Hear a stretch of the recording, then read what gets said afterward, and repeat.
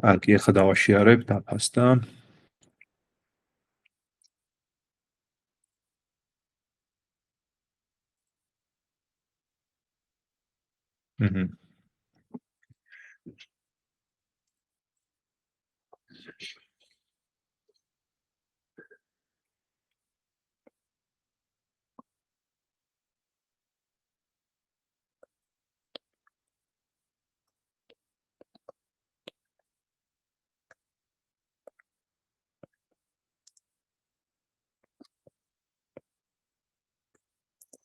ოკეი, აი, მოდი ვთქვათ რა არის ნეირონული ქსელი, რა არის ხელოვნური ნეირონული ქსელი, დავიწყოთ ამით. მოკლედ, ადამიანის ტვინში და ზოგადად ნებისმიერი ცხოველის ტვინში, ანუ ასეთი რაღაც ტვინი გვაქვს და ეს ტვინი შედგება უჯრედებისგან, ხო? ანუ თითოეული უჯრედს ეწოდება ნეირონი, ანუ დაახლოებით ეს რაღაცაა, ესე იგი აქვს ეს თავარი უჯრედის თავარი ნაწილი და ესეთი ფეხები აქვს და ესეთი გამომავალი, ანუ ესეთ უხეშად რო დავხატოთ რა. ანუ ამ შესასვლელებზე უკავშირდებიან სხვა ნეირონები, მიბმული არიან, ანუ ასეთივე ტიპები, ესე. აქაც. ანუ ბიოლოგიაში თავის სახელები ქვია ყველაფერს და რაღაც, ანუ ეს კავშირები შეიძლება იყოს ქიმიური, ანუ რაღაც ქიმიური ურთიერთქმედებით გადაცემოდეს ინფორმაცია, შეიძლება ელექტრული იყოს, შეიძლება რაღაც მიქსი იყოს და მე რაც ვისწავლე ბიოლოგიაში, ესეთი რაღაც იყო, რომ ესე იგი, აი ამ შესასვლელებზე ეს რაღაც რაოდენობის სიგნალი რო დაგროვდება, ანუ რაღაც მომენტში, რაღაც დოზას თუ გადააჭარბებს, ანუ ამ დოზას უწოდებთ thresholds, ანუ ხშირად გაიგებთ, ალბათ გაიგეთ კიდეც, რო გადააჭარბებს, შემდეგ სიგნალი გამოვა output-ზე, ესე რომ ვთქვათ. ანუ ეს არის მილიარდობით ადამიანში კავშირები ტრილიონობით არის თუ არ ვცდები და ნუ მოკლედ ამით ხდება მეხსიერებაც, დასწავლაც, აზროვნებაც და ყველაფერი. ეს პატარა რიქეფი ბიოლოგიაში ხო და ეხლა ხელოვნური ნეირონული ქსელი არის უბრალოდ აი ამ სისტემის მათემატიკური მოდელი. ნუ ყველაზე მარტივად, ანუ ერთი უჯრედი რო ავიღოთ, ამას ეწოდება ლიტერატურაში პერსეპტრონი, აი ესეთი სახელი აქვს. ეხლა ვიკიპედიაზე შეიძლება უბრალოდ სხვანაირად იყოს განმარტება, მაგრამ მე ძალიან მარტივად გიხსნით ეხლა high level-ზე, ესე რომ ვთქვათ. პერსეპტრონ. ანუ ეს პერსეპტრონი არის აი ამ ერთი ნეირონის, ერთი უჯრედის მათემატიკური მოდელი, თავისი გამოთვლებით. ანუ ასე დავხატავ, რომ ესე იგი გვაქვს რაღაც. ამ შემთხვევაში input-ი და output-ი არის რიცხვები, ანუ ნამდვილი რიცხვები, ხო, კომპიუტერში floating point რიცხვები. თქვათ გვაქვს რაღაც n ცალი input-ი, ან აღნიშნავ x1-ით, x2 და ასე შემდეგ. თქვათ xn-ი ანუ ეს ისრებით ვატავთ ამას.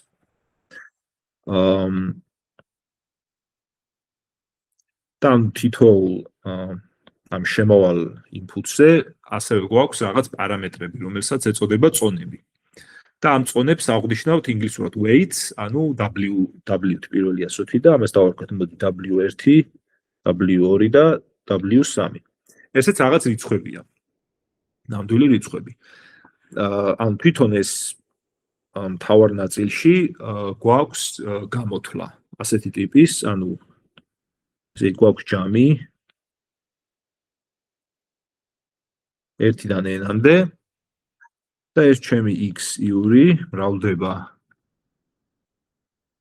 W-ზე, ანუ წონაზე მრავლდება თითოეული input-ი, იკრიბება და ემატება რაღაც ერთი რიცხვი. და ეს ერთი რიცხვი ამას ეწოდება bias. შემდეგ ნახავთ bias რატო ეწოდება. ამას აღნიშნავენ ესე, ანუ ეს რაღაც რიცხვია. მოდი ახლა დავარქვათ სახელები, ანუ ამას ქვია weight, ამას ქვია მოდი input და ამას ქვია bias. ოკეი. და შემდეგ ეს შედეგი გატარდება რაღაც ფუნქციაში, რომელსაც აღნიშნავს სიგმათი და შემდეგ მივიღებ პასუხს. და ნუ ამ პასუხს მოდი დავარქვათ y. ესეთი რაღაცა, ანუ ესეთი მოდელია მოკლედ. ეხლა ეს შემიძლია ჩავწერო მათემატიკურადაც. ანუ x1, x2 და xn-ს ჩავწერო ვექტორის სახით. ანუ ესე დიდი ასო x-ით აღნიშნავ. x1, x2, 2 და xn-ი. და ამ w-ებს მოდი დავარქვათ θ. θ ამას ესე ვექტორის აღნიშვნა გავუკეთოთ. w1, w2, wn, ხო, აქაც n უნდა იყოს. და ეს ჩემი პერსეპტრონი გამოდის რაღაც ფუნქცია p პირობითად. აღინიშნება ამ θ-ს უწერენ ხოლმე ქვემოთ. input-ში გვაქვს ეს ჩემი x ვექტორი და ეს არის ეს ჩემი სიგმა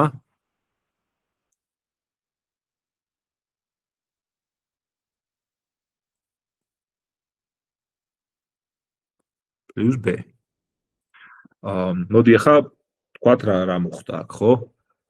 ნუ PV ალგებრის და NumPy-ის კურსი ქონდათ წინაზე და სავარაუდოდ გაიარეთ, რომ ეს ორი ვექტორის სკალარული ნამრავლი რეალურად აღნიშნავს ამ ორივე ვექტორის კომპონენტების ჯამს, ანუ რეალურად ეს ჯამი ჩვენ მათემატიკურად ჩავწერეთ ასეთნაირად, ვისაც არ გახსოვთ, ანუ ძალიან მარტივია, სახში შეგიძლიათ გადაამოწმოთ, რომ ესეთი ვექტორული ჩანაწერი ზუსტად ამას ნიშნავს და პლუს ემატება რაღაც რიცხვი. და ნუ შემდეგ გავატარებ ამ ფუნქციაში. და მოკლედ აი ეს არის მათემატიკურად რა ხდება ამ ჩემ ერთ უჯრედში, ესე რომ ვთქვათ. ხო, და ნუ ამას ქვია y ეს რაც აქ დავწერეთ.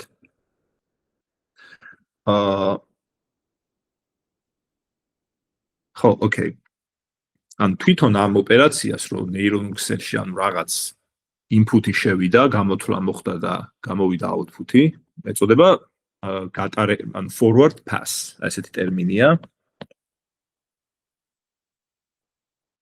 და ეს რას ნიშნავს ინტუიციურად, რომ ინფორმაცია მოდის მარცხნიდან მარჯვნივ, ანუ ესე ტარდება. არსებობს backward pass-იც, ანუ პირიქით რო ხდება ინფორმაციის გატარება და ამას უკვე შემდეგ ლექციაზე ვნახავთ, ეს დასწავლაში გამოიყენება. ხო, და ეხლა მოდი ვთქვათ, ეს იყო ერთი უჯრედი. და ეხლა მოდი ვთქვათ, როგორ გადავაბათ ეს ნეირონები და მივიღოთ ნეირონული ქსელი. ხო, პირველ რიგში მოდი პატარა კვიზივით გავაკეთოთ. აქამდე თუ არის ახლა რაც ვილაპარაკე, თუ არის რაიმე შეკითხვა, მოდი ჯერ ეს გავიაროთ. და თუ შეკითხვები არ არის, მე მაქვს ერთი შეკითხვა თქვენთან. ვინმეს ხო არ გაქვთ შეკითხვები პირველ რიგში?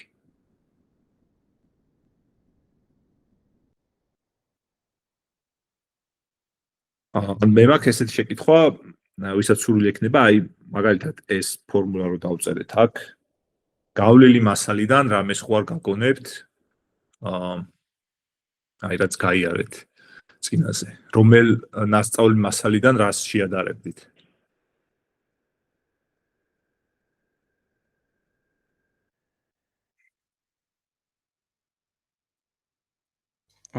ლოჯისტიკურ რეგრესიაში ხო არ იყო მსგავსი რაღაც. რატო? შეგიძლია თქვა? ნუ მან სიგმა ფუნქციას ვიყენებდით მახსოვს. აჰა, კიდე? მაგით მომსგავსებ მარტო. ხო, არა, ეგ სწორია კი, მაგრამ აი რო ნახო ეს ან ლოჯისტიკურ, ანუ კი, პასუხი სწორია. არა სიგმას გარდა რეალურად ზუსტად იგივეა. ან ლოჯისტიკურ რეგრესიაში თუ გახსოვთ რა იყო, რომ ესე იგი რაღაც მოდი ან რაღაც ესეთი რაღაც ქონდა, ხო? x1 w1 plus x2 w2 plus b და აქ იყო ეს სიგმა. ან დაახლოებით ესეთი ფორმულა იქნებოდა, ეხა იქ ლექტორმა რომელი სიმბოლოები გამოიყენა, არ ვიცი, მაგრამ წრფივი ფუნქცია გვაქვს ჩასმული სიგმაში, ეგ არის ლოჯისტიკური რეგრესია. და ეს ფორმულა არის ერთი და იგივე. უბრალოდ მე ახლა აქ სკალარული ნამბრავლით ჩავწერე ვექტორულად. და ეს წერია ჩვეულებრივი რიცხვების სახით რა, თორე იდენტური არის. ანუ რა გამოდის, რომ ესე იგი ერთი ცალი ნეირონი არის მათემატიკურად იდენტური ლოჯისტიკური რეგრესიის. ოღონდ იმ შემთხვევაში თუ სიგმა ფუნქციას ვიყენებთ. ეს არ არის შეზღუდული აი აქ რაც მაქვს მარტო სიგმაზე. არის შეგვიძლია კიდევ სხვა ტიპის ფუნქციებიც გამოვიყენოთ.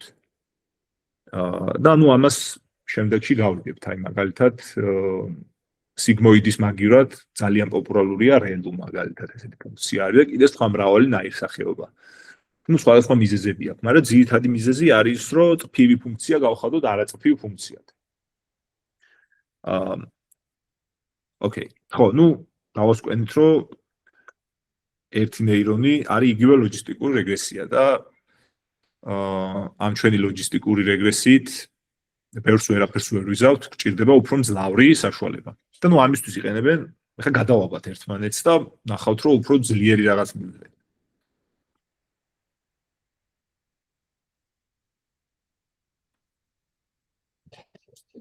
ოკეი, ახლა როგორ გადავაბათ ესენი?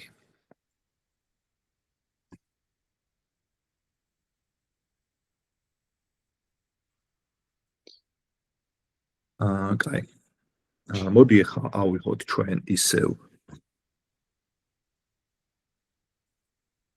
სტანდარტულად x1, x2 და x3, n-ი არ გვინდა სიმარტივისთვის, ეს არის რაღაც რიცხვები. და ამას დავარქვი მე ეს ვექტორი, ხო? x ვექტორი, რომელიც აერთიანებს ამ სამ რიცხვს. ეს არის 3 ერთზე ვექტორი. და მოდი ავიღოთ პირველი პერსეპტონი, ანუ როგორც დავხატეთ. ესე. და ამას დავარქვავ h 1 და ზემოთაც 1.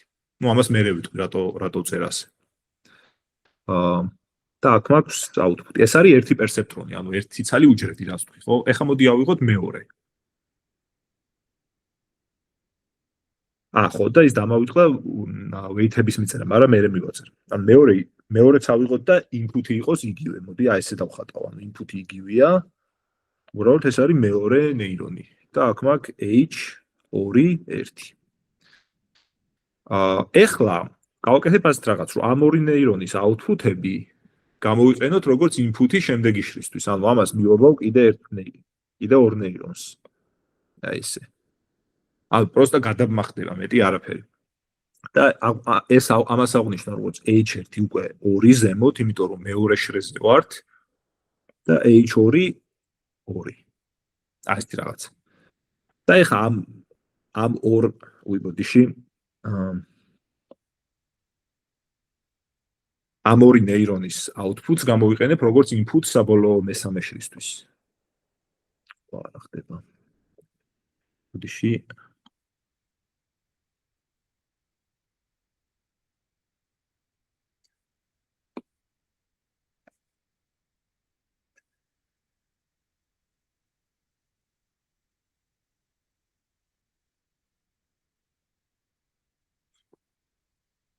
ესე და ამას დავარქმევ ჩემ y-ს. ანუ რა ვქენი, რომ ესე იგი ავიღე input-ი მქონდა იგივე x1, x2, x3 და ჯამში გამოვიყენე 4 ცალი ნეირონი. და ერთმანეთს ესე გადავაბი. დაფა არ ჩანს რადგანაც. ой. ავიდან უნდა დავაშიარო.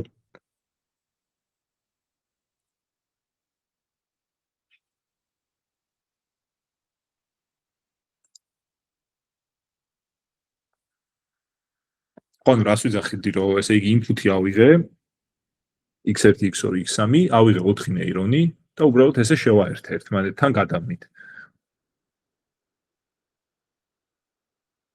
და ესე იგი აი ამას h-ები, h1 და h2, მოდი ეს ისევ შემიძლია ჩავწერო როგორც ვექტორი, ანუ აი აქ დავწერ H1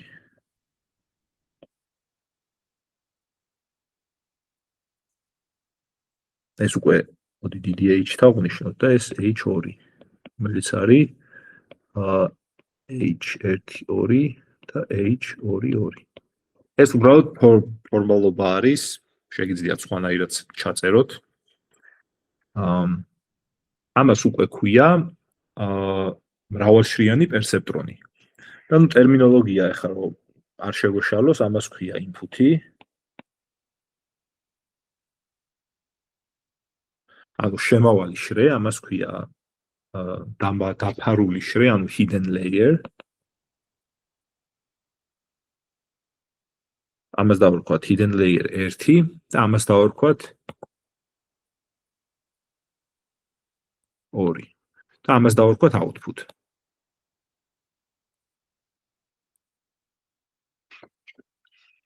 ან ნეირონ ქსელებში სიტყვა layer გამოიყენება როგორც შესაბამისი დონის ამ ნეირონების ერთობლიობა ანუ ეს ვექტორები ანუ ეს არის H1 არის პირველი შრის ვექტორი და H2 არის მეორე შრის ესეთი სქემა გვაქვს და მოდი ახლა დავაწეროთ ეს წონები ხო როგორც იქ პირველ შემთხვევაში ქონდა ახლა მოდი ფერს შევცვლი და აქაც ესეთი ტიპის აღნიშვნაა რომ ან აქ მაქვს ინდექსებს ვიყენებ ამებს ანუ აქ მაქვს ერთიანი აქ მაქვს ერთიანი ანუ ამას დავარქმევ W11 ამას დავარქმევ W12 ამას დავარქმევ W21 W22 W31 W32 ანუ დამში გვაქვს 6 ცალი, ნუ გასაგებია 3-ჯერ 2, ანუ ყველასთან. და ანუ input-იდან პირველ H1-ზე გადასვლისას ეს W-ები შემიძლია ესე კომპაქტურად ჩავწერო როგორც 3-2-ზე მატრიცა. ანუ დიდი W-ი აღნიშნავ 3-2-ზე ესე და უბრალოდ ავიღებ და აი ამ რიცხვებს ჩავყრი ამ მატრიცაში, ანუ W11, W12, W21, W22, W31, W32. და ამას დავარქმევ, ზემოთ დავაწერ 1-ს, რომ ამ 1-ით აღნიშნავ, რომ ეს არის პირველი input-იდან პირველ შრეზე. ანალოგიურად შემიძლია გავაკეთო უკვე hidden 1-დან hidden 2-ზე, ანუ აი აქაც ანალოგიურად დავაწერო. და ამას დავარქვა თქვა W2. ეს იქნება 2-2-ზე. და ბოლოსაც შემიძლია ესევე გავაკეთო, ეს იქნება W2-1-ზე. და 3. ანუ ეს გასაგებია, ხო, პრინციპი, ანუ მატრიცის განზომილების, ანუ რაც პირველი ინდექსი არის ან პირველი განზომილება არის input-ის ზომა და მეორე არის output-ის ზომა. ეხლა ამ მატრიცები და ეს აღნიშვნები იმიტომ შემომაქვს, რომ PyTorch-ზე რო გადავალთ, ამ ტერმინოლოგიაში ვილაპარაკეთ და უბრალოდ მერე რო თავიდან არ მომიწიოს ახსნა რა. კი ბატონო. ესე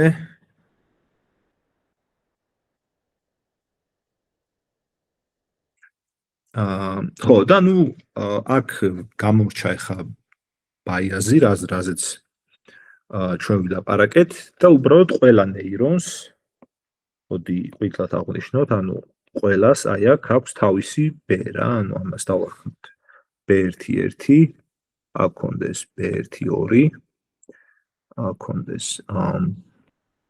B12 ზემოთ და B1, B2 ესენი უბრალოდ რიცხვებია და ანუ ყველა ნეირონს აქვს ერთი ცალი ეს ბაიაზი.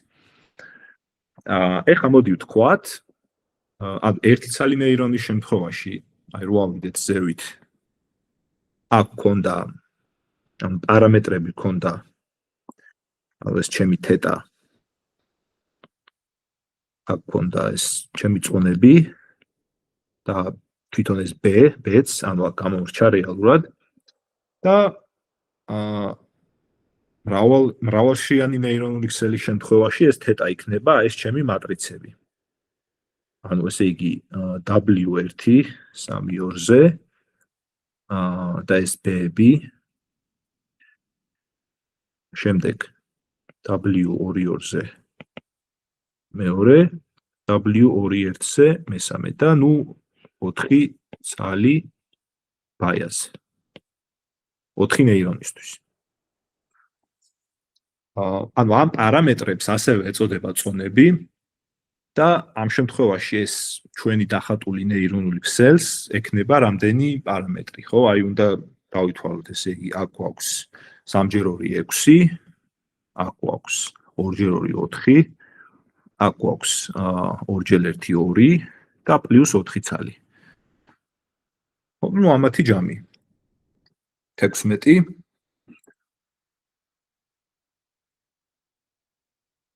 და ეს არის 16 პარამეტრიანი ნეირონული ქსელი.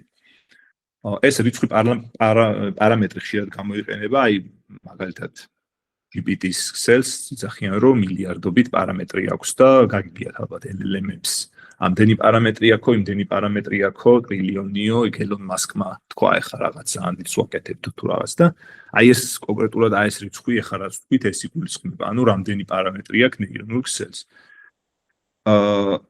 ამ პარამეტრების არსი, ისევე როგორც ლოჯისტიკურ რეგრესიაში გქონდა წონები, აქაც არის მიზანი იგივეა, რომ ანუ ისე უნდა დავაყენოთ ეს პარამეტრები, რომ სასურველი აუთპუტი მივიღოთ ინფუტიდან და ნეირონული ქსელის დატრენინგება, ანუ დასწავლა არის, რომ ზუსტად ეს პარამეტრები ვიპოვოთ, რომ ჩვენ ამოცანაში გამოგვადგეს რა. ეს არის მთელი ფილოსოფია აი ამ ერთშიანი ნეირონული ქსელის. უბრალოდ feed-forward ნეირონული ქსელის იგივე მრავალშიანი პერსეპტორის. ხო. მოდი ახლა აქ არ მგონია ბევრი ხანი გავჩერდეთ, ეხლა გადავალ დემოზე. და შემდეგ გადავიდეთ უკვე კოდზე. ახლა ერთი ესეთი საიტი არსებობს, ახლა გავხსნი. მოდი ეს დავასტოპოთ.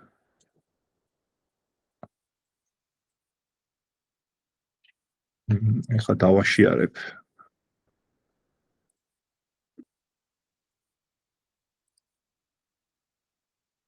მოკლედ ესეთი საიტი არსებობს.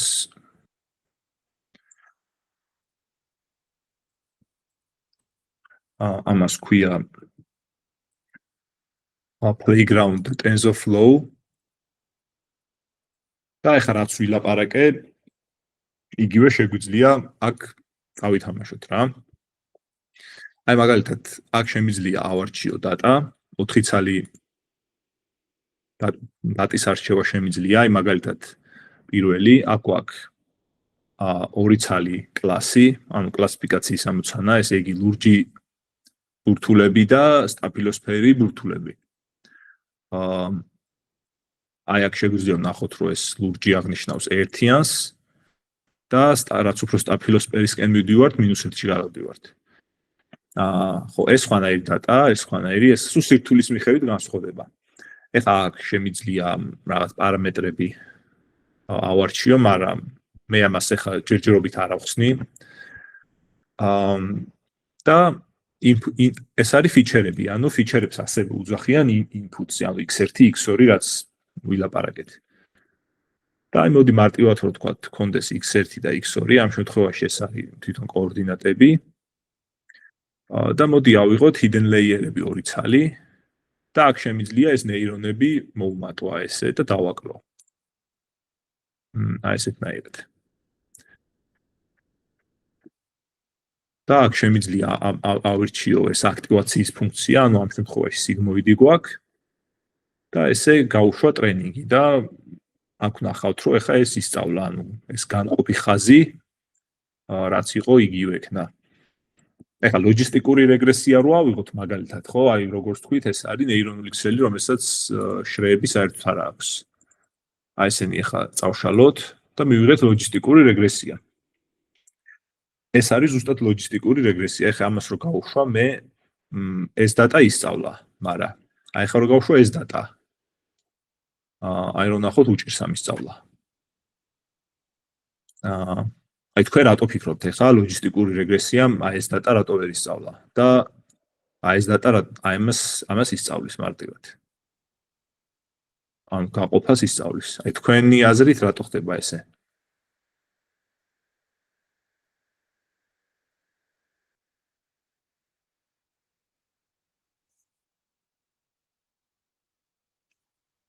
ანუ მან უფრო მარტივად შეიძლება დაადგინოს ან კლასად რო დაყოს იქ ძალიან არეულად არის და აქ უფრო დაყოფილად არის კლასები.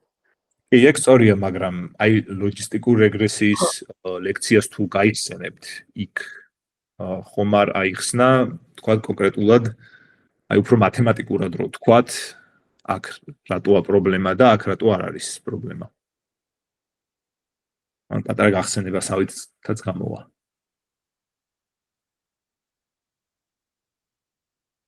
აი ლოჯისტიკური რეგრესია ფორმულა რო გაიხსენოთ მაგალითად. ეს ფორმულა რისი განტოლება არის?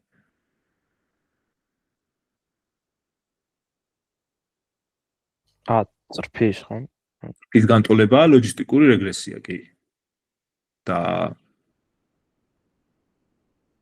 აქ ხა ამ შემთხვევაში ისწავლა და ამ შემთხვევაში ვერ ისწავლა. აბა, ეხლა რადგან წრფის განტოლებაა, რატო ვერ სწავლობს ამ შემთხვევაში მაგალითად?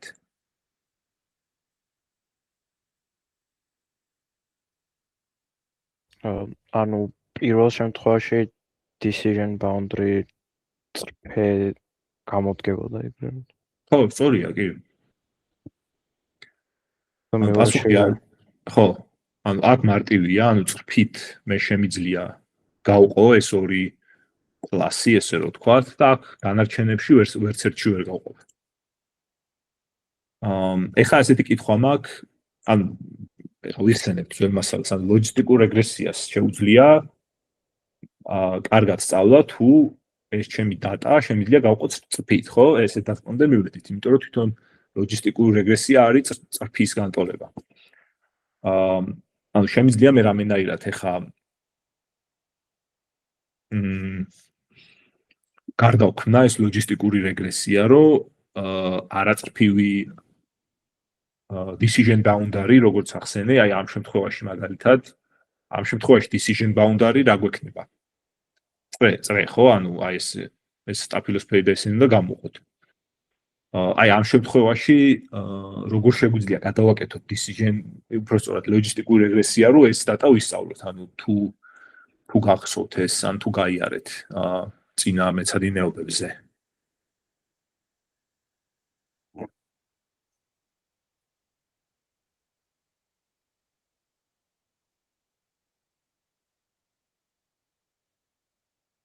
ნუ პასუხი არის, რომ შეგვიძლია დავამატოთ, ანუ შეგვიძლია ვეცადოთ, რომ წრფის განტოლება გადავაკეთოთ ისე, რომ გამოვიდეს წრეწირის განტოლება, ანუ ლოჯისტიკურ რეგრესიაში ხო ქონდა x-ი გამრავლებული w-ზე პლუს x2 გამრავლებული w-ზე და ამ შემთხვევაში ჩვენ გვჭირდება აი ამ x1-ის და x2-ის კვადრატები მაგალითად. ესენი რომ დავამატოთ, უკვე წრის განტოლებას დავმსგავს მივიღებთ და იგივე ლოჯისტიკური რეგრესიით მე შემიძლია ეს ვისწავლო ასე. ნუ სხვა რაღაცეებიც ვისწავლი რეალურად, აი ესენი რომ გამოვხთო და ესენი რომ ჩავრთო, ამითაც ვისწავლი, მაგრამ შეიძლება ცოტა გაჭირდეს. აი ეგ მაგალითად ეს ნაწილი ვერ გამოყო ახლა, მაგრამ ნუ ეს ჯობია რეალურად. ახლა შემიძლია ხო, ნუ მოკლედ ჩვენ რო ესენი გამოვიყენოთ x1, x2, x1-ის კვადრატი და x2-ის კვადრატი უკვე იმდენი ფიჩერები გვაქვს, რომ შეგვიძლია ეს დატა ვისწავლოთ. ოკეი, მაგრამ ეხლა რატო არის ეს ცუდი მიდგომა? აი მაგალითად ეხლა ამ შემთხვევაში აი ეს შემთხვევა რომ უბრალოდ მოდი ეს ავიღოთ. აქ გაუჭირდა ამასაც და აქ გვიწევს რომ დავამატოთ, ეს არის ჰიპერბოლა, ხო, ანუ ქვემოთ და ზემოთ. ანუ მაგალითად ეს შეგვიძლია ჩავრთოთ კიდე და ამით ეგრევე ისწავლა. ანუ ამითი არის სწავლა, ანუ გაუჭირდა უფრო სწორად ერთზე მიდის, იმიტომ რომ რეალურად წვის განტოლებას ვიღებ და მაგრამ რადგან ხა ეს რო ჩაურთო ეგრევე ისწავლის. მოდი ეს ხო, ნუ შესაბამისად ეხა აქ წრიული დატა რაც არის, სინუსები, როგორც ფიჩერები გამოგვადგება. მაგრამ აი როგორც ხედავთ, მაინც უჭირს. ყველა ჩავრთოთ. აქ ვაფშე ხო, ნუ ეხა დასკვნას რას ვაკეთებთ, რომ ანუ რა ტიპის მონაცემებიც მაქვს, მე ხელით მიწევს, რომ მივხვდე, ანუ რა ფიჩერები, ანუ რა დამატებითი ფიჩერები მჭირდება, რომ გამოვიყენო. ნუ პრობლემა რა არის, რომ შეიძლება რაღაც ზართული დატა იყოს, ეხა ესენი მარტივია. შეიძლება იყოს ზართული დატა, მაგალითად არ ვიცი, აი სურათების კლასიფიკაცია, ნუ სურათის შემთხვევაში მე რო ავიღო მაგალითად HD გაფართოების სურათი, ანუ 720 პიქსელი სიმაღლე და 1024 პიქსელი სიგრძე, ნუ დაახლოებით მილიონი პიქსელი გამომდის და აქ ორი რიცხვი რომ მქონდა, იქ მექნება მილიონი რიცხვი. ხო, და ხა მილიონი რიცხვში ზართულია, შენ მოიფიქრო რა ტიპის ფიჩერები უნდა ჩაურთო, რომ იმან იმუშაოს, ან რაღაც სხვა ტიპის მონაცემები რომ მქონდეს და ანუ ეს პრობლემა არის რეალურად. და ნეირონული ქსელები ჩვენ საშუალებას გვაძლევს, რომ ეს ფიჩერები მე თვითონ კი არ მოვიფიქრო, არამედ თვითონ ნეირონულმა ქსელმა ისწავლოს რა ჭირდება, რომ ეს დატა კარგად აღიქვას. ნუ ამის სადემონსტრაციოდ მე ვაფშე ყველაფერს გავთიშავ, ავიღებ თქვა აი ამ დატას და დავამატებ ნეირონებს. აი ესე თქვა 4 ცალი პირობითად, პროცენტ 5 ცალი გავუშვათ.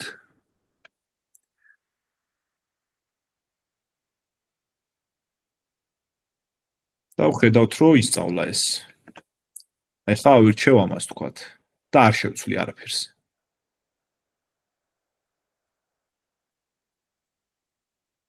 ეს როგორ სწავლობს, ამას შემდეგ ლექციაში ვნახავთ. ახლა პროსტა ის გვაინტერესებს, რომ სწავლობს თუ ვერ სწავლობს. ესეც ისწავლა. ნუ ამას თავისთავად ისწავლის, იმიტომ რომ მარტივია და ბოლო დაგვრჩა ეს სპირალი, ეს ყველაზე რთულია.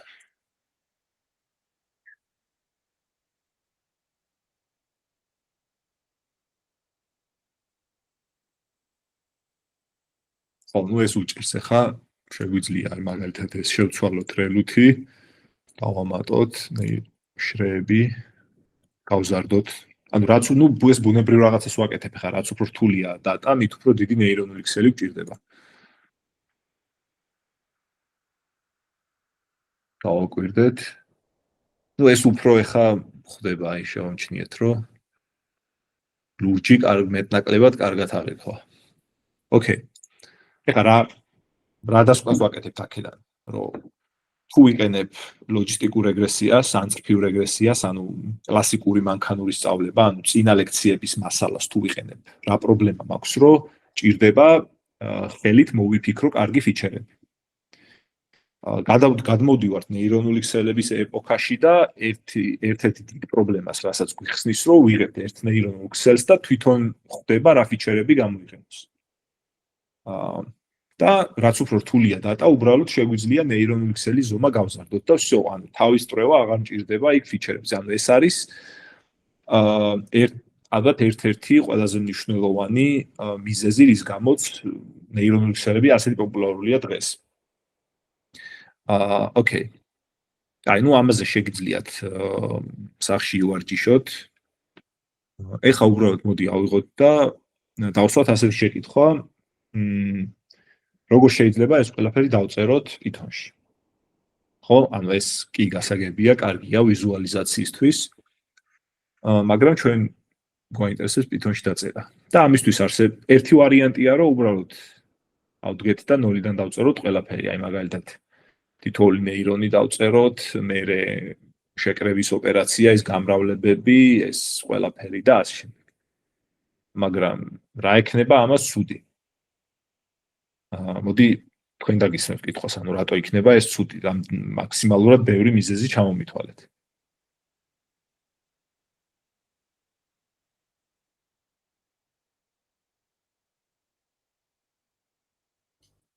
კითხვა რო გაიმეოროთ შეიძლება. აი კითხვა არის, რომ ნეირონული ქსელის იმპლემენტაცია მინდა Python-ში და მინდა რომ ნულიდან დავწერო. ანუ არანაირი ბიბლიოთეკა არ გამოვიყენო. აი რა პრობლემა ექნება, აი თუ შეგიძლიათ მაქსიმალურად ბევრი მიზეზი რომ მითხრათ.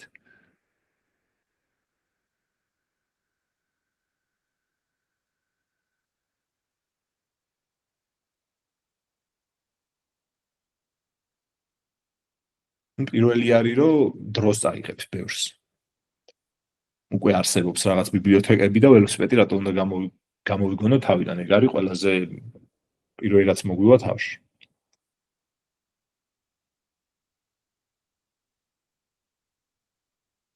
მეორე მიზეზი არის რომ ნელი იქნება ჩვენი დაწერილი დიდი ალბათობით, იმიტომ რომ უკვე არსებობს ბევრი ბიბლიოთეკა, ხალხი მუშაობს წლობით და ბევრად სწრაფი არის იმაზე დატრენინგება.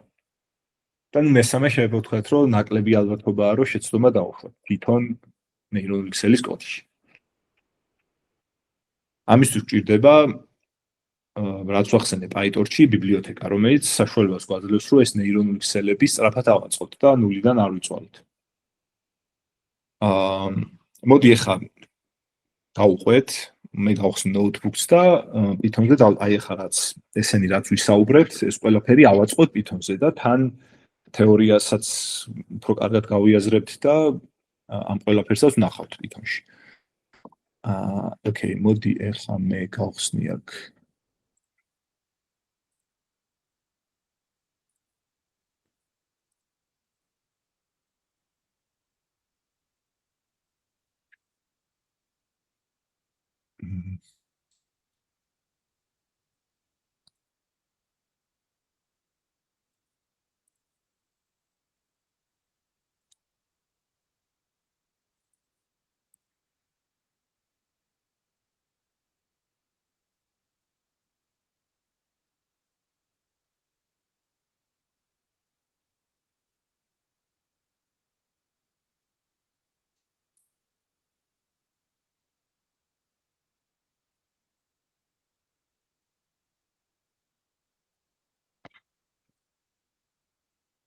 ეს არის კოდი წინა წლიდან და დღეს უბრალოდ ამ კოდს თქვენთან ერთად გავივლი და ნახოთ რა და როგორ ხდება.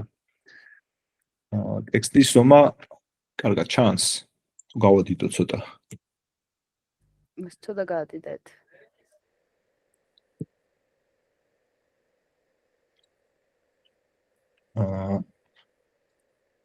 ხო, ნუ PyTorch-ი როგორც თქვით არის Python-ის ბიბლიოთეკა, რომ ნეირონულ ქსელებთან და ზოგადად მანქანურ სწავლებთან ვიმუშაოთ.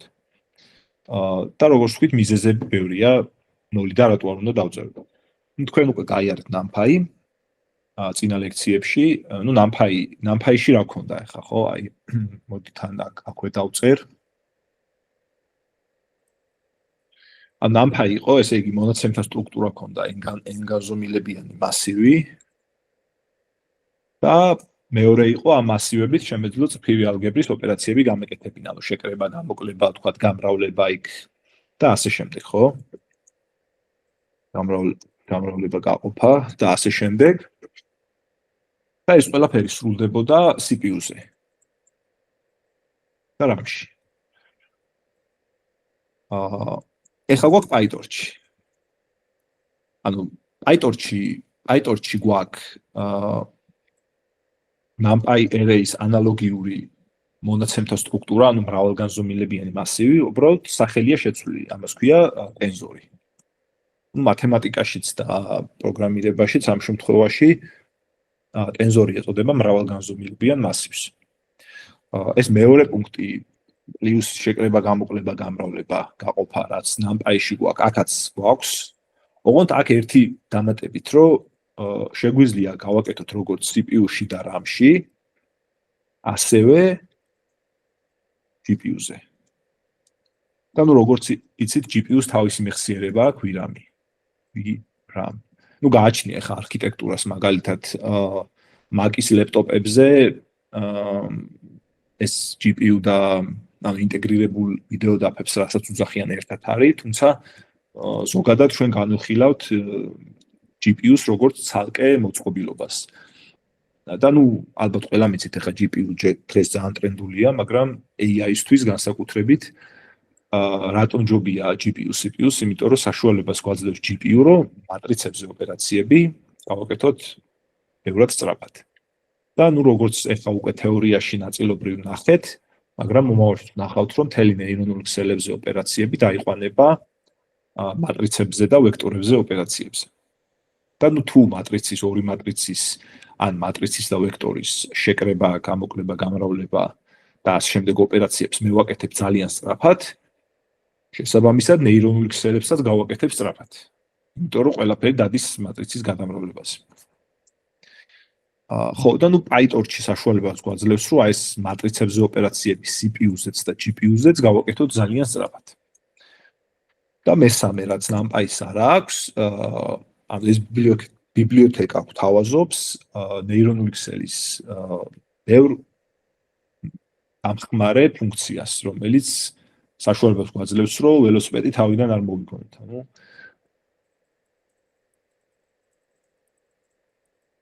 და ერთ-ერთი ასეთი არის training. წარმოებულების გამოთვლა, რომელსაც შემდეგ ლექციაზე ვნახავთ. დღეს ამას არ შევახებით. მოკლედ ეს ყველაფერი არის PyTorch. ამის ალტერნატივა არის TensorFlow. TensorFlow არის Google-ის პროდუქტი, PyTorch Facebook-ის პროდუქტია, თუმცა PyTorch თუ კარგად ისწავლით, TensorFlow-ც ანალოგიურად მარტივია. თუმცა ეს ბაზარი ძირითადად PyTorch-ს უჭირავს და PyTorch-ს კარგად ცოდნა სრულიად საკმარისია, რომ ყველაფერი გავაკეთოთ. მოდი დავიწყოთ ახლა თავიდან უბრალოდ გადამეორებისავით ვარიანტი გვექნება. აქ მოდი კოლაპში მე მივუთითებ, რომ პირდება GPU. ეს პირველი ბლოკი კოდის გაუშვათ. აქ უბრალოდ Python-ის იმპორტები მაქვს NumPy, მაქვს გრაფიკების აგების ბიბლიოთეკა და scaler-ის რაღაც დამატებითი უტილიტები მაქვს, რასაც შემდეგ გაჩვენებთ. ჯერჯერობით PyTorch-ი არ მაქვს.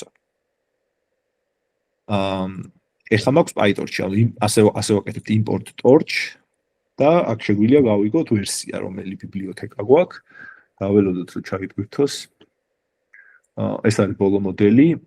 თუ მაგალითად საკუთარ ლეპტოპზე ვაკეთებთ, შეგვიძლია გადმოვწეროთ მხოლოდ CPU-ს ვერსია. ეხლა ამ შემთხვევაში ეს ბიბლიოთეკა GPU-ს ვერსიაა და ეს სუფიქსი CU126 მაგას აღნიშნავს, რომ GPU-ს ვერსია.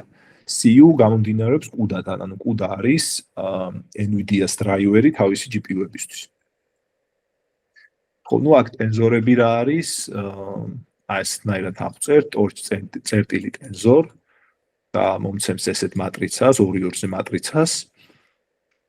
შემიძლია დავუმატო განზომილებები, ანუ 2-3-ზე და 4-ზე.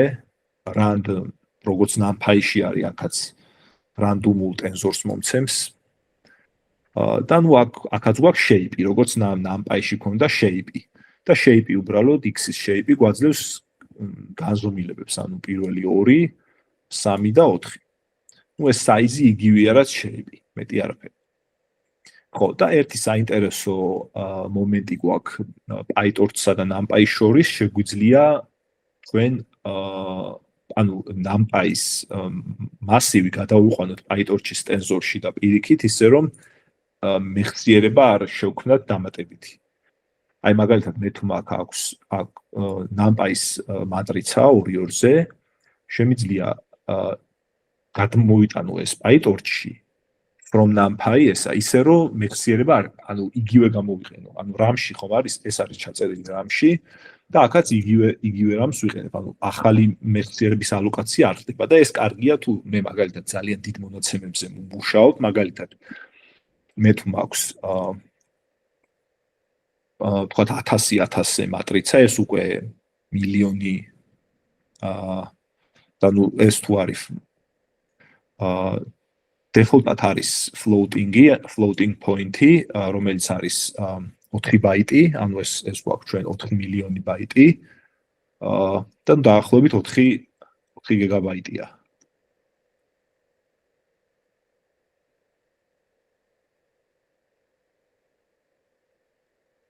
ამხელა მეხსიერება რო თქვა თავიდან მე არ გამოვყო, შესაბამისად შემიძლია იგივე ადგილი გამოვიყენო. და როგორ დავწუნდები თამაში? ძალიან მარტივია, ანუ თავიდან მოდი ეს შევქმნათ და ეხლა მე თუ NumPy-ში პირველ ელემენტს, ანუ პირველი სტრიქონის და პირველი სვეტის ელემენტს შევცვლი და მე დავბეჭდავ ტენზორს, აქაც შეცვლილი დამკვდება. ეს ნიშნავს, რომ ერთი და იგივე მეხსიერებას იყენებენ ეს ორი. ხო, და ნუ აქ უბრალოდ სტანდარტული ოპერაციები მიწერია, ეხლა რაც NumPy-ში არის, აქაც არის ბევრი. მოდი ამას შეგვიძლია გადავახტეთ. ეს ნუ შეკრება გამოკლება ჩვეულებრივად.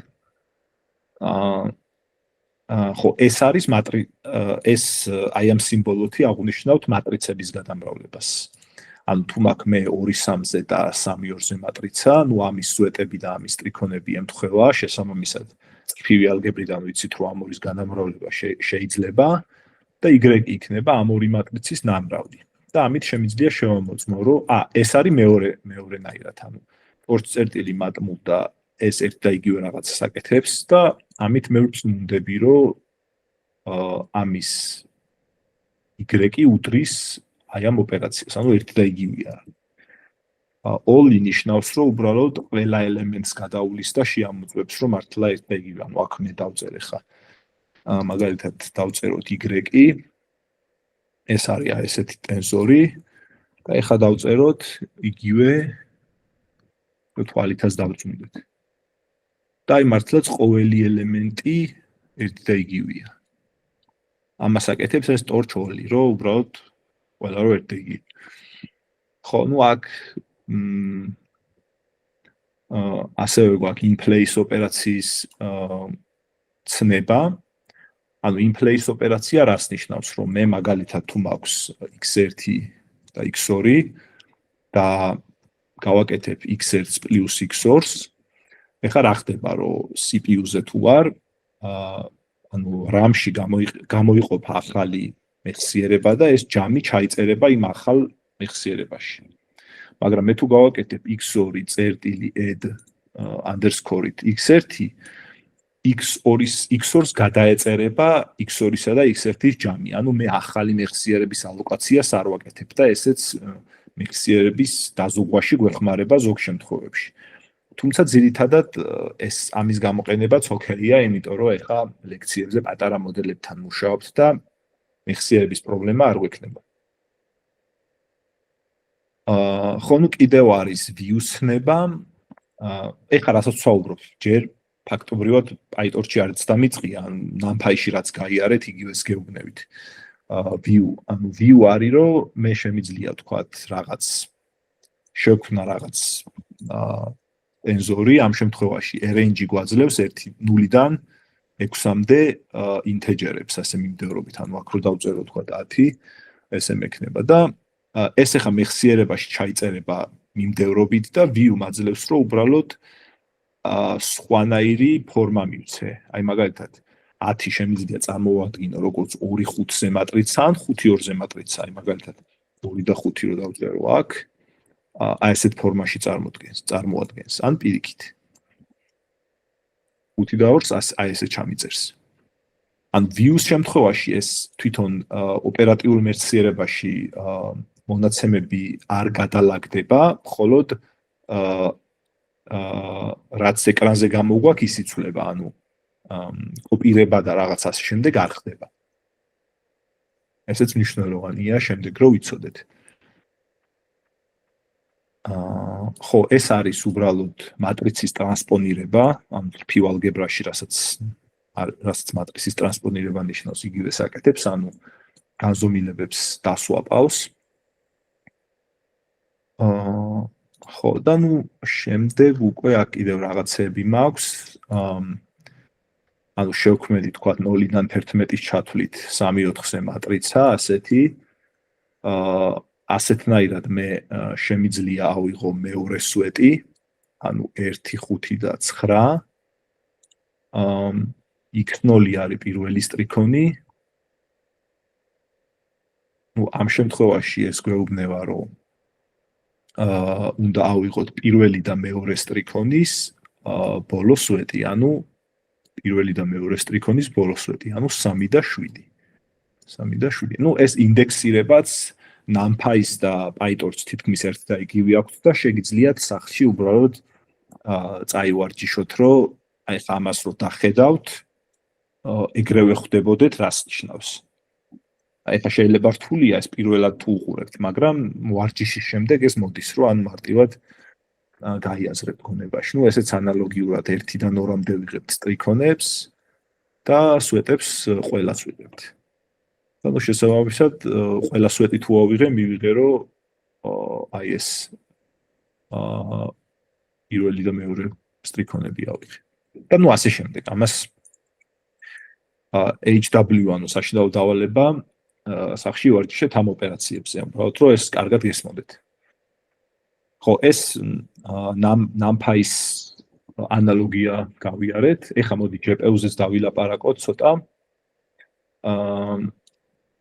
პირველ რიგში ასე შემიძლია შევამოწმო GPU მაქვს თუ არა კომპიუტერზე. ამ შემთხვევაში true არის, იმიტომ რომ მე მივუთითე runtime-ი რო ყოფილიყო GPU.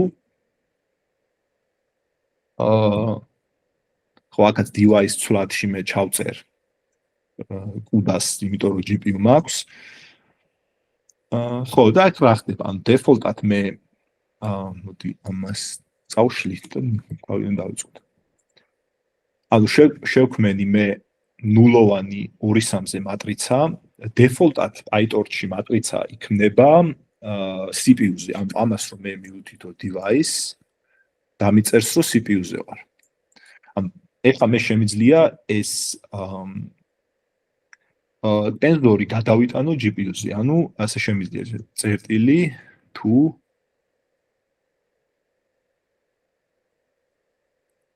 აი ეს ნაირად.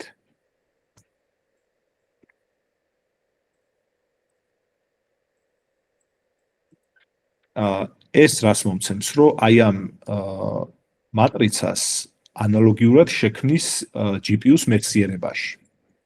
მე ხარ ესე დავწერო. ხედავ რომ ეს არის CUDA-ზე. ანუ GPU-ზე მაქვს ეს ტენზორი. ეს იყო CPU-ზე, ეს დაიკლონა GPU-ზე. ანუ შემიძლია თავიდანვე GPU-ზე შევქმნა, რომ აღარ დავკლონო. და აქ მივუთითო device აი ესეთნაირად და ეხა X device. ანუ პირდაპირ GPU-ზე შევქმენი. ხო, და ანალოგიურად ეხა ეს თუ GPU-ზე შევქმენი, შემიძლია ეს CPU-ზე დავკლონო. ანუ თუ device უდრის CPU. X CPU დავარქვათ ამას და X CPU device. ხო, აი ესეთნაირად. მარტივ შემთხვევაში ესეც მუშაობს პირდაპირ. ხო, ეს რაც შეეხება ტენზორების გადატანა-გადმოტანას CPU-დან GPU-ზე. ხო, ეხლა მოდი პატარა ექსპერიმენტი ჩავატაროთ, რა დავწუნდეთ, რომ GPU-ზე ბევრად სწრაფად სრულდება არითმეტიკა ვიდრე CPU-ზე. ანუ შევქმენი რაღაც ძალიან დიდი 5000-ზე მატრიცა. მატრიცის თავის თავზე გადამრავლების დრო გავზომე CPU-ზე. შემდეგ ანალოგიური გავზომე GPU-ზე და დავბეჭდე ეს განსხვავებები. დაველოდოთ CPU-ზე ჭირდება 1.8 წამი და GPU-ზე ჭირდება 800 წამი. ანუ ესეთი სხვაობა არის სისწრაფეში. აქ კოდს რაც შეეხება, აქ ტექნიკურ დეტალებს არ აღვსდი, შეგიძლიათ უბრალოდ ChatGPT-ში ჩააკოპიროთ და უთხრათ, რომ აგიცნათ, რას აკეთებს ეს კოდი ძალიან მარტივად.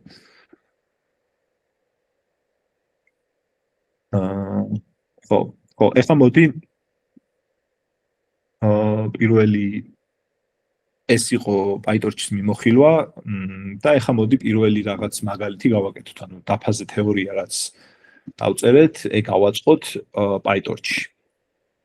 და როგორც ვთქვით, მოდი ნულიდან არ დავწერ, ან PyTorch-ს რაც აქვს, რაშიც გვეხმარება, ისინი გამოვიყენოთ. და ერთ-ერთი PyTorch-ის ქვებიბლიოთეკა არის torch.nn, ამას დავაიმპორტებ. და პერსეპტრონი PyTorch-ში შემიძლია დავწერო ერთი ხაზით ესე. ანუ n-linear აქ ვუთითებ input-ის რაოდენობას, ანუ 2 და აქ იქნება output-ი 1 თქვათ. და ეს bias-ი რო გქონდეს, ანუ შემიძლია უთხრა რომ ეს bias-ი არ გქონდეს, მაგრამ default-ად bias ხმარობთ. და შემიძლია ეს პარამეტრები, ანუ თეტები რაც გქონდა და ეს bias-ი დავბეჭდო. და ნუ ეს არის 1-2-ზე ვექტორი და ეს არის 1, ანუ ახლა ეს მოდი აქ დავწერო, ცოტა მარტივი იყოს გასაგებად. ანუ W1 მექნება 1 და W2 მექნება 2 და bias-ი მექნება 1 და ფორმულა როგორც გახსოვთ იყო ასეთი, რომ ესე იგი ჩვენ გვაქვს W1 გამრავლებული x1-ზე პლუს W2 გამრავლებული x2-ზე. ეს x1 და x2 არის input-ი, ჯერჯერობით არ მაქვს, მაგრამ უბრალოდ ფორმულა შეგახსენებ და აქ გქონდა სიგმოიდი. ეს რაღაც იყო, ეს weight-ი არის ეს W1 და W2 და აქ დამოვიწყდა ეს B და ეს bias-ი არის ეს B. და აქ შემიძლია მე ეს წონები ჩავწერო რაც მინდა, ანუ აქ ამ შემთხვევაში აი ამ copy ოპერაციით შემიძლია გავაკეთო.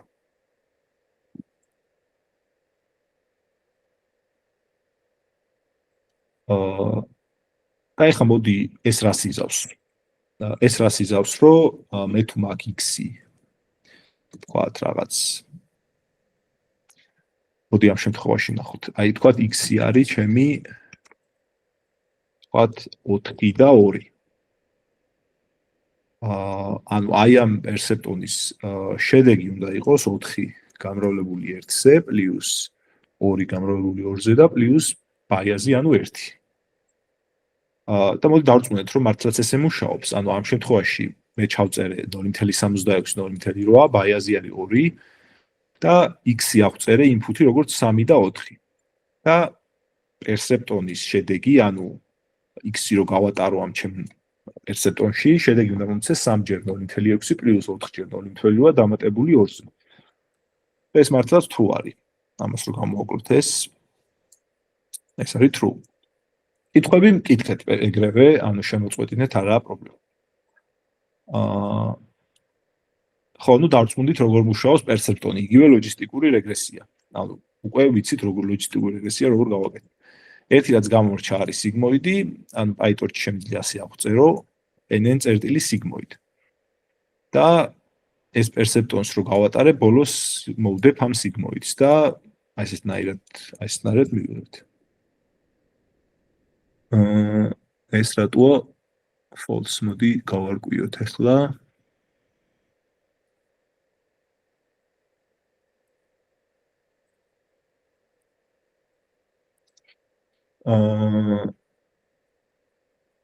ოკეი, მოდი ცალ-ცალკეც დავბეჭდოთ, რომ მივხვდეთ რა შეასაქმე.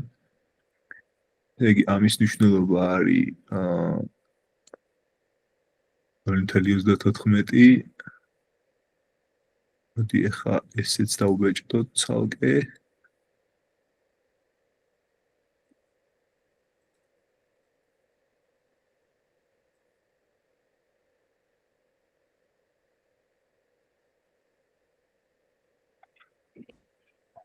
ეს დავბეჭდოთ კვევით, მოდი. ჯერჯერობით მარტო ეს დავბეჭდოთ. მოდი. ესე იგი რა გვაქვს?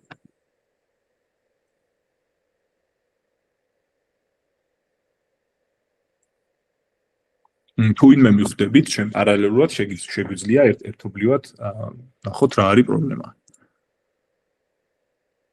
ესე იგი x-ი ქონდა 3 და 4 perceptron ეს არ გამიშვია სავარაუდოდ ამის ბრალია. ეხლა დაემთხვა. ან პრობლემა ხვდით რა იყო, ანუ ესე იგი მე უბრალოდ ეს რო შევქმენი ეს perceptron-ი თავიდან ანიჭებს რაღაც random ნიშნულობებს. ანუ მე რო ეს weight-ი და bias-ი დავბეჭდო,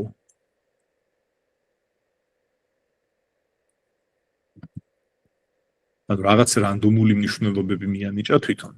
და მე რაც მინდა ის პარამეტრები შევიყვანო, აი ეს ხელით უნდა გავუწერო, ანუ ჩავაკოპირო და ამის გაშვება დამავიწყო და რეალურად ეგ იყო პრობლემა. და ეხლა ვნახავთ, რომ ეს მუშაობს. აი დაემთხვა. ოკეი. და ნუ PyTorch-ში ზოგადად მიღებულია, რომ neuronul X-ელი აღწეროთ კლასში, რომ შემდეგ ეს გამოვიყენოთ. ნუ აქ გვაქვს ესეთი კლასი, დავარქვეთ perceptrons, NN module არის PyTorch-ის base კლასი, რომელიც ყველა neuronul X-ელს ჭირდება, ანუ მე თუ ვქმნი neuronul X-ელს PyTorch-ში, აი ამ კლასის შვილობილი კლასი უნდა იყოს. მოდი კონსტრუქტორში ავწეროთ, ესე იგი, input-ის ზომა, აქტივაციის ფუნქცია, ნუ ამ შემთხვევაში მე ვიყენებ sigmoids. გამოვიძახოთ, ესე იგი, parent კლასის კონსტრუქტორი, ანუ ამ შემთხვევაში თუ არ იცით ახლა მე რასაც ვსაუბრობთ Python-ი ამ დონეზე. უბრალოდ ეს ამას არ მიაქციოთ ყურადღება, ესეთი სტრუქტურა აქვს უბრალოდ. ჩვენ რაც გვჭირდება არის ეს, აი, ესე იგი, input size-ი დავიმახსოვრე. აქ შევქმენი ეს ჩემი perceptron-ი, ანუ input-ის ზომა და output-ზე ერთი ცალი მაქვს. და ეს bias true და აქტივაციის ფუნქცია დავიმახსოვრე. და forward pass-ი რა არის, ანუ რომ ეს ჩემ inputs, რაც მივიღე აქ, პირველ რიგში გავატარებ აი ამ perceptron-ში და შემდეგ გავატარებ აქტივაციის ფუნქციაში. ეს PyTorch-ის ტერმინია. და forward როგორც თეორიაში განვიხილეთ, forward pass ნიშნავს neuronul X-ელში input-ის გატარებას, რომ მივიღოთ output-ი. და აქ დამხმარე ფუნქცია მაქვს set weights, ანუ წონების, იგივე პარამეტრების დაფიქსირება, ანუ მე შემიძლია გადავცე weight და bias და უბრალოდ აქ აკოპირებს ამ წონებს. და ნუ ეს ასერტი არის, რომ მე არასწორი ზომა არ მივცე რა, ეს შეიპებს ამოწმებს. მაგალითად, თუ მე პირობითად მინდა 2-3-ზე მატრიცა, უნდა იყოს 2-3-ზე მატრიცა და არა ვთქვათ რაღაც სხვა. ხო, და აქ იგივეს ვაკეთებ, რაც ზემოთ გავაკეთე, უბრალოდ ამ კლასის გამოყენებით, ანუ შევქმენი ეს ჩემი perceptron-ის ობიექტი, 2 არის input-ის ზომა, ჩავწერე ეს weight-ები 0.76 და 0.8 და ეს bias-ი იყოს -12 და მე აქ უბრალოდ ვამოწმებ, რომ ამ perceptron-ის შედეგი იყოს ზუსტად აი ეს, რაც მე ხელით დავთვალე, ხო, ანუ წონები გამრავლებული input-ზე და პლუს bias-ი. ამას რო გავუშვებ, ნახავ, რომ ეს ერთ და იგივეა. ესეც შევქმენით ეს ჩვენი ერთი ცალი უჯრედი, ესე რომ ვთქვათ, ერთი ცალი ნეირონი. ხო.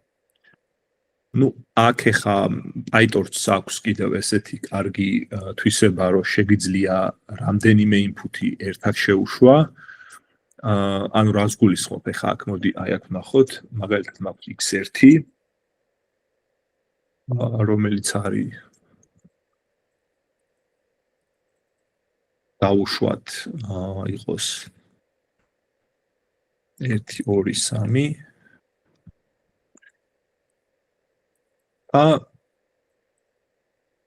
neuronul ანუ აი ამ perceptron-ში გავატარე ეს x1 და რა მივიღეთ, ნახოთ რას მივიღებთ. ეს ჭირდება ხო, ანუ აქ მიწერია 2 და აქ მივეცი 3.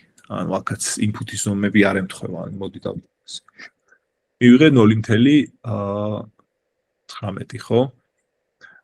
ეხლა ეს ხო აქ ერთი ტექნიკური მომენტია, ანუ ეს მიბრუნებს მე ერთ ელემენტიან ტენზორს, მაგრამ ერთ ელემენტიანი ტენზორი იგივე რიცხვია, ამიტომ შემიძლია ეს დავწერო item და თვითონ იმ რიცხვს მომცემს, ანუ რაც იყო.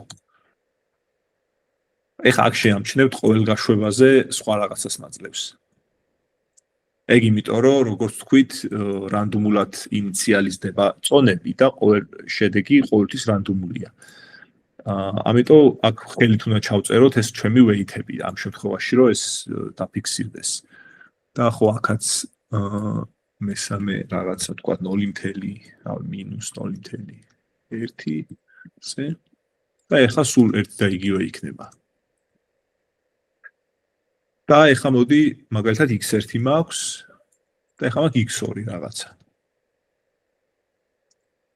x2 იყოს თქვათ რაღაც სხვა რიცხვი 0.6 და 3.1. და მინდა რომ ორივეს შედეგი გავიგო, ანუ ორი ცალი ინფუტი მაქვს და მინდა რომ ორის შედეგი გავიგო. ნუ პირველი შედეგი არის ეს, მეორე შედეგი არის ეს. ეხლა აქ რა მოხდა რომ ესე იგი ჯერ ითვლება ეს და შემდეგ ეს ამის გამოთვლა რომ ორჩება, შემდეგ გამოითვლება ეს. PyTorch-ს აქვს ესეთი ფუნქცია, რომ მე პარალელურად გამოვთვალო ეს, ანუ გავაპარალელო ეს ოპერაციები CPU-ზე ან GPU-ზე და ამისთვის უბრალოდ შემიძლია რომ ეს x1 და x2 ჩავწერო ასეთნაირად. ან პირველ სტრიქონში ჩავწერ x1-ს და მეორე სტრიქონში ჩავწერ x2-ს. აი ესე. და პირდაპირ ეს ანუ ეს გავატარო ამ ჩემ პეიჟში.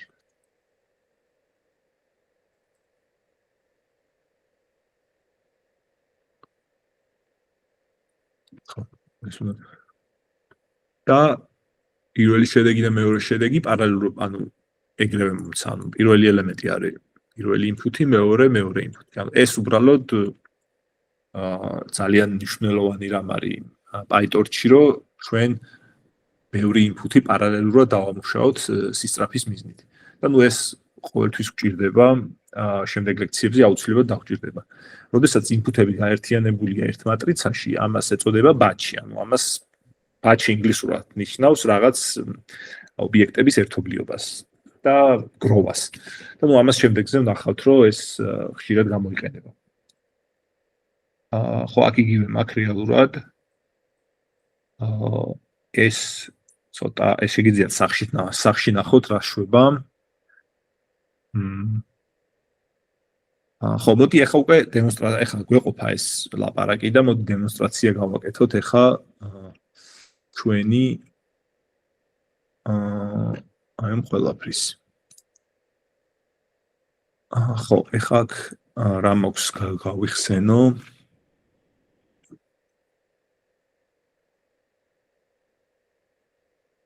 ოკეი. ხო, ახლა მოდი ესეთი რაღაც გავაკეთოთ. აქ რომ ეს სკრინი შევცვალო, გადავიდა, ხო? კი ბატონო. ან TensorFlow Playground-ში ვარ. ხედავთ ეკრანზე TensorFlow Playground-ს თუ არა? კი, ჩანს. ძალიან კარგი. ოკეი. მოდი გავაკეთოთ ეს რაღაცა, ანუ ავიღებ ამ წრიულ დატას. ესენი წავშალოთ. როგორც თქვით, აი ეს 4 ცალი ინფუტი ავიღოთ. მოდი ეს გავუშვათ. და გავაჩეროთ. მივიღეთ იდეალური წრეწირი. და ეხლა ვნახოთ რა პარამეტრები რა იყო, ანუ ესე იგი, პირველი იმის პარამეტრია 0.0, ეს როგორ დავაკოპირო ახლა. -0.018 და აი აქ ჩავწეროთ. მეორის პარამეტრია აი ესა, ჩავწეროთ აი აქ.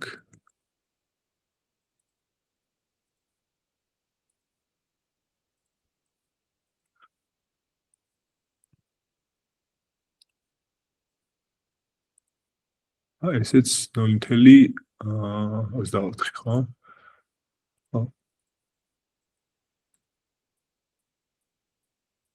ანუ ეხლა მე რეალურად აქვს ქენი აქ აი ამ playground-ზე რაც იყო, ის წონები, ანუ ნეირონული ქსელი ავიღე, ვასწავლე და ნასწავლი წონები, ანუ პარამეტრები უბრალოდ შევიყვანე აქ ჩემ პერსეპტრონში და მართლაც მივიღე იგივე შედეგი, რაც იქ მქონდა.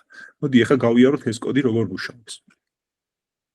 ნუ პირველ რიგში აქ მაქვს ფუნქცია generate inner circles data, ანუ ეს უბრალოდ იღებს ამ შემთხვევაში 400 წერტილს და ხატავს ანუ აგენერირებს აი ამ ორი აი ამ დატასეტს, რაზეც დავატრენინგეთ ამ წრეწირით. ნუ ალგორითმი საკმაოდ მარტივია, ეხლა არ გავივლით, სახში შეგიძლიათ გადახედოთ, აი ეს კომენტარები მიწერია, როგორ უნდა ავაგოთ ეს დატა.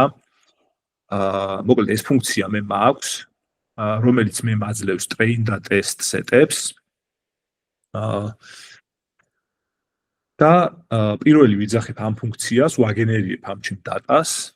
მე მაქვს აქ მეორე ფუნქცია, რომელიც უბრალოდ decision boundary-ს ხატავს, ანუ decision boundary ამ შემთხვევაში არის აი ეს წრეწირი, ანუ გამომყოფი ხაზი, რომელიც განასხვავებს კლასებს.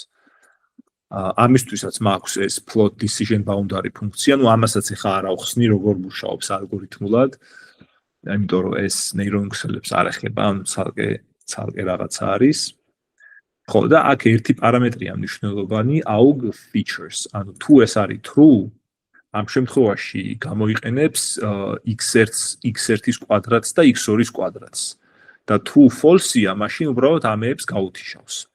და ნუ ჩვენ ნახეთ, რომ თუ x1-ის კვადრატი და x2-ის კვადრატი გაუთიშეთ, ამ შემთხვევაში ვერაფერს ვერ სწავლობს, იმიტომ რომ წრფივი ფუნქციაა და არ შეუძლია რომ ეს წრე მიიღოს. ხო, ნუ ამ შემთხვევაში true-ს დავწერ, იმიტომ რომ x1 და x2 გჭირდება. ხო, და აქ რას ვაკეთებ, ანუ ესე იგი, თავიდან როგორც გითხარით, შევქმენი დატასეტი, შემდეგ შევქმენის პერსეპტონი 4 ინფუთით, ანუ x1, x2, x1-ის კვადრატი და x2-ის კვადრატი. და ეს წონები playground-დან უბრალოდ გადმოვაკოპირე აქ. და ნუ bias-ი ამ შემთხვევაში არ გჭირდება 0-ია. და შემდეგ float decision boundary ეს ჩემი დატასეტს ვაძლევ და ამ ჩემ ლოჯისტიკური რეგრესიის მოდელს ვაძლევ.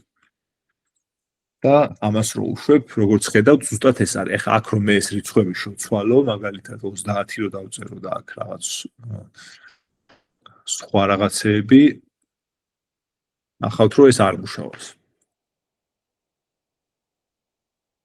ეხლა ამ ყველაფრის მიზანი რა იყო, რომ მართლაც მეჩვენებინა, რომ აი ეს რაც განახეთ, ვიზუალურად იგივე არა ჩვენ ავატყეთ Python-ში. PyTorch-ის გამოყენებით. ხო, ნუ ეს ახლა რა თქმა უნდა, სახში თქვენ უნდა ნახოთ დეტალურად როგორ მუშაობს, გაერკვიოთ და შეგიძლიათ პატარ-პატარა ექსპერიმენტები ჩაატაროთ. აი ხა აქ თუ მე მაგალითად ეს ერთი ექსპერიმენტი რა არის, რომ გაუთიშო ის კვადრატები, ანუ აქ ჩავწერო false-ი. და აქ შესაბამისად მექნება უკვე 2 ცალი და აქაც ეს სეგმენტები მოვაშორო. და ნუ ნახავთ რომ რაღაც წრფეს მივიღებთ, რომელიც საერთოდ არ შეესაბამება ამას.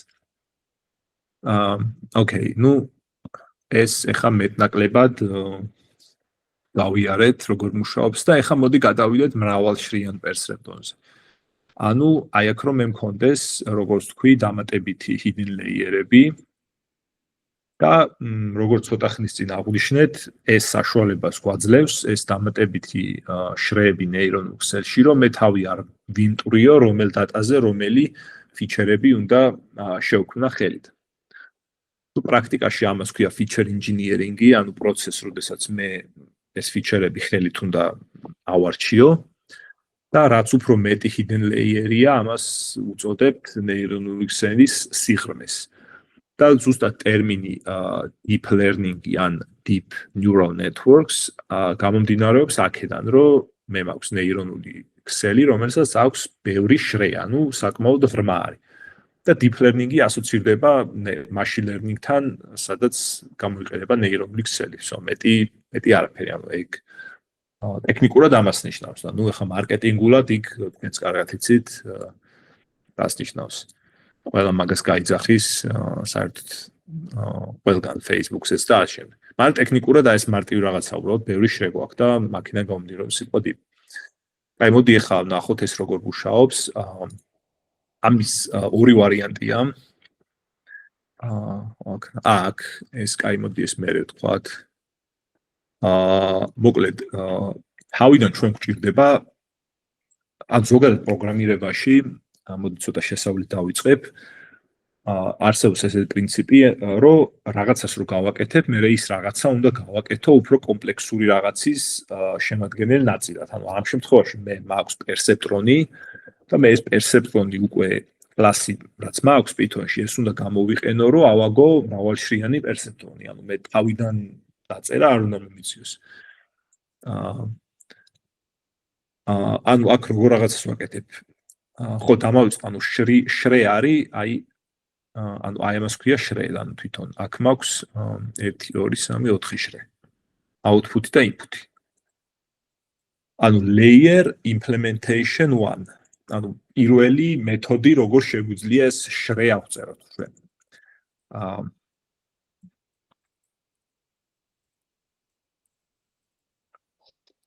ნუ ესე იგი შრეზე რა გვაქვს? შემავალი მონაცემების განზომილება, output-ის განზომილება და ეს აქტივაციის ფუნქცია, ამ შემთხვევაში სიგმოიდი. Input-ი დავიმახსოვრეთ, output-ი და აი მაგალითად, ჩვენ რო განვიხილოთ სიმარტივისთვის, მოდი აქ აი ესეთი შრე, ანუ 2-დან 1 2 3 4 2-დან 5-ზე გადასვლა, ანუ input-ი იქნება 2, output-ი იქნება 5. ამისთვის დაგვჭირდება ჩვენ 1 2 3 4 5, ანუ 5 ცალი დამოუკიდებელი perceptron-ი, ხო? ანუ ეს თითოეული ბლოკი ერთი უჯრედია, როგორ თქვით. ხო, და perceptrons, ანუ ესეთი ცვლადი შევქმნათ და უბრალოდ რამდენი output-იც არის, იმდენი perceptron-ი შევქმენი მე. ეს perceptron-ი კლასი უკვე მაქვს. წინაზე ავწერე. და თითოეული perceptrons ყველას აქვს ერთი და იგივე input-ის ზომა და output-ის ზომა არის 1. ეს module list არის უბრალოდ PyTorch-ის ლისტი.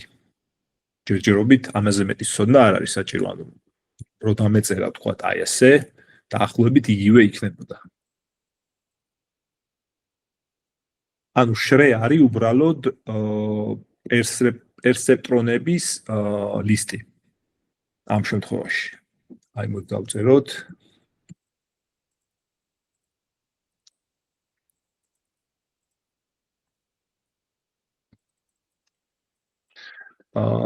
ოკეი, ეს არის პირველი იმპლემენტაცია. ეხლა მეორე იმპლემენტაცია, მეორე ვარიანტი.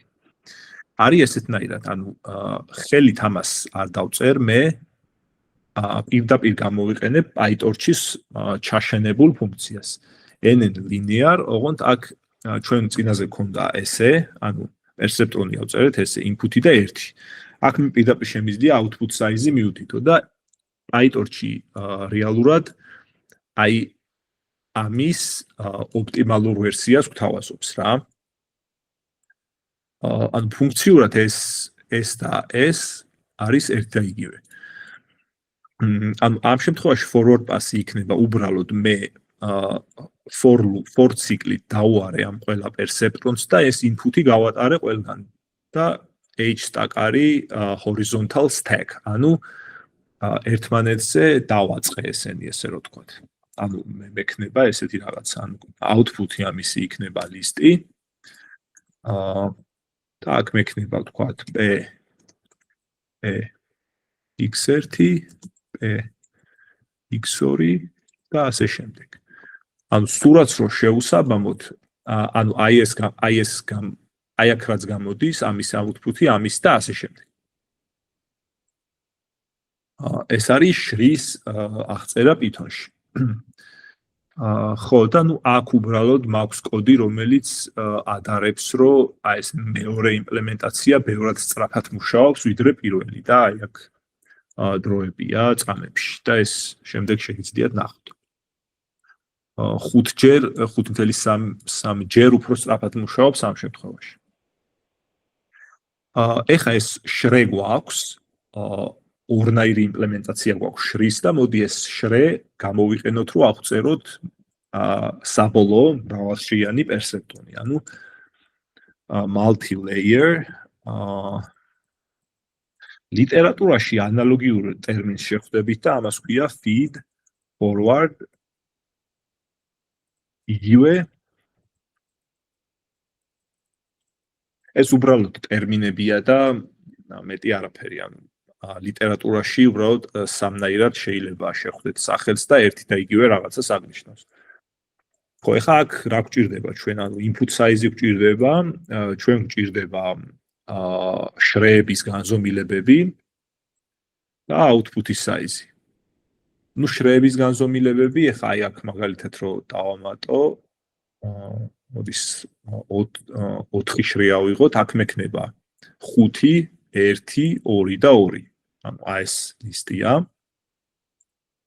output size 1, აქტივაციის ფუნქცია. ხო, და აქ ვუთითებ, რომ რომელი იმპლემენტაცია გამოვიყენო შრის, პირველი თუ მეორე. ანუ layer constructor. ხო, ნუ ეს ჯერჯერობით არ გვჭირდება, აქ უბრალოდ ვუბნები, რომ ბოლო შრეზე აქტივაცია, ანუ სიგმოიდი გამოიყენოს თუ არა. ხო, აქ ეხლა ცოტა ოდნავ კომპლექსურად გვაქვს საქმე.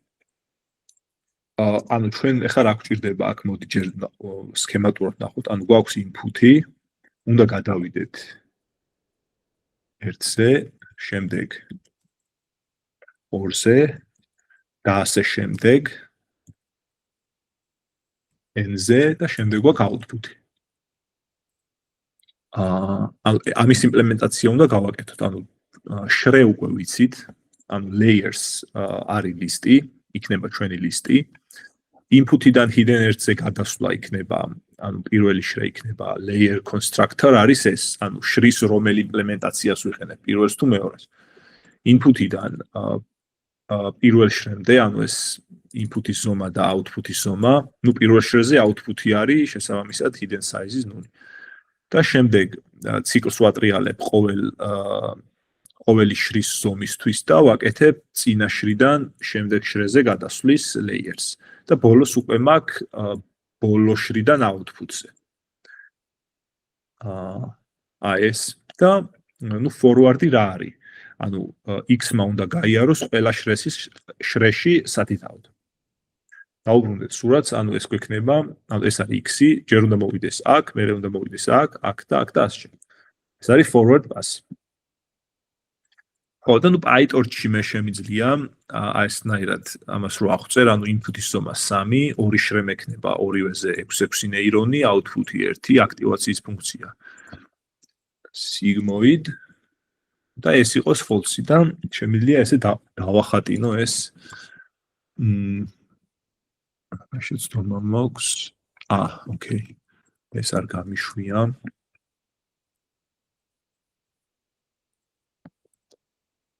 ანუ ესე მიხატავს თვითონ PyTorch-ი layers. ანუ შრის მეორე იმპლემენტაცია, აქ გვაქვს ლინეარი 3-დან 6-ზე, 6-დან 6-ზე და 6-დან 1-ზე. და ნუ ეს არის აქტივაციის ფუნქცია. ბოლოში არ გვაქვს აქტივაციის ფუნქცია და ეს არის უბრალოდ იგივური ასახვა, ანუ x-დან x-ში. აი აქ მიწერია, ესე იგი, თუ ბოლო შრეზე აქტივაცია მაქვს, მაშინ რაც მითითებულია ის გამოიყენოს, თუ არა და უბრალოდ identity, ანუ x-დან x-ში.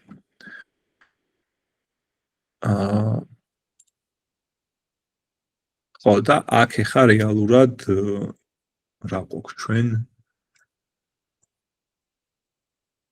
ეს უკვე დატრენინგების ფუნქცია, ეს შემდეგი ლექციის თემაა.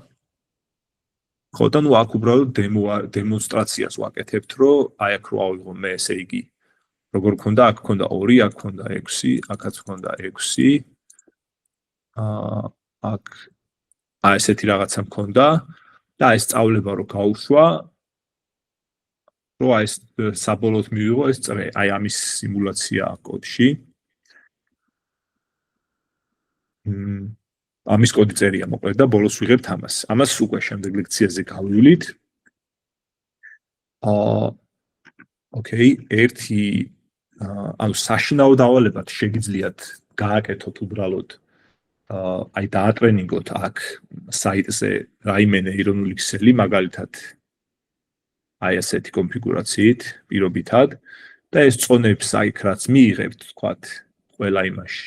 უკვე ესენი დააკოპიროთ და შეეცადოთ, რომ აი აქ ერთი ნეირონისთვის რაც გავაკეთეთ, იგივე გაიმეოროთ მრავალშრიანი ნეირონული ქსელისთვის. Ну, ამისთვის ეს ცოტა რთულია იმ ხრივ, რომ რაღაცეების დაგუგლა მოგიწევთ, ანუ რაღაცეების ChatGPT-ისთვის ახსნა მოგიწევთ. იმიტომ რომ ყველაფერი დეტალურად არ გავიარეთ, მაგრამ კარგი ჩელენჯი იქნება ამას თუ შეძლებთ. ეს ნიშნავს, რომ ეს მასალა მეტნაკლებად გაიაზრეთ, როგორ მუშაობს. ოკეი, ხო, მეტი აქ რეალურად არაფერი არ არის. ბოლოს ხო, ეს საშინაო დავალებები რაც შეგიძლიათ ნახოთ.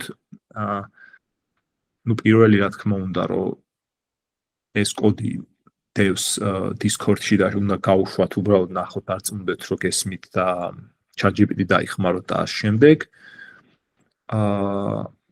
ხო, აქ არის უბრალოდ რა შეგიძლიათ სადოთ, მაგალითად, რა მოხდება თუ შიდა შრეებზე გამოვიყენებთ ReLU-ს sigmoid-ის მაგივრად.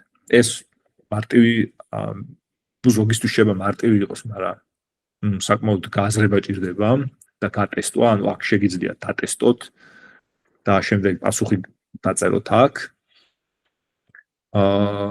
აჩვენოთ, რომ hidden შრეების გაუქმებით მოდელი ვერაფერს ვერ ისწავლით, ანუ მე თუ აქ ესენი საერთოდ წავშალე და მარტო x1 და x2 მექნა, ეს ვერაფერს ვერ ისწავლის, ლექციაზე უკვე ნაწილობრივ გავეცით ამას პასუხი.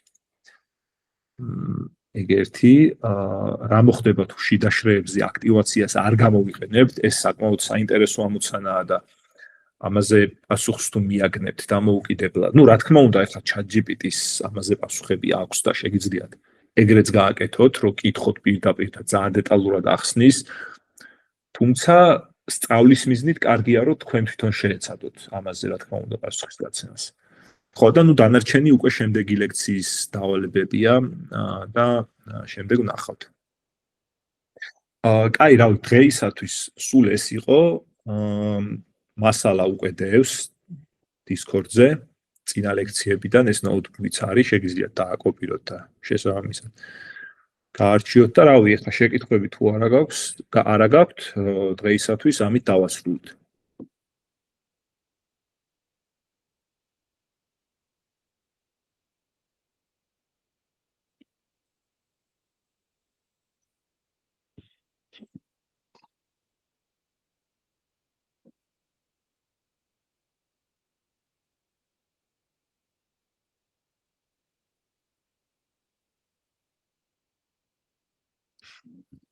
აი, შეკითხვები არ არის და დაგემშვიდობებით, აბა ორ შაბათს შევხვდებით.